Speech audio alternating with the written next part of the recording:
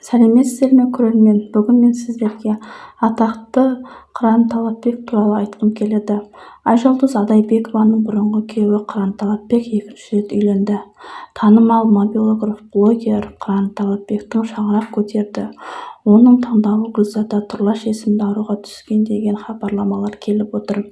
Қыран Талапбектің отбасылы болғаны туралы қуанышты хабарды әнші әрі жайдарманшы Қабдолтілеков инста парақшасында айтты. Ол жастар бақытты болсын деп Қыран мен Гүлзаданың парақшаларын белгілеген. Дегенмен бұл мәліметті Қыран мен Гүлзада растаған жоқ. Еске сала кетейік, Қыран Талапбек 2020 жылы әнші Жанар Айжанованың қызы Айжұлдызбен шаңырақ көтерген. Арада көп уақыт өтпей ажырасып кеткен болатын. Қазіргі олардың ортада ортақ ұлдары бар. Кейін отандық бағдарламалардың бірінде сұхбат берген Қыран Талапбек Айжұлдызбен ажырасқаннан соң өзінің сүйіктісін тапқанын және де басы бос еместігін айтты.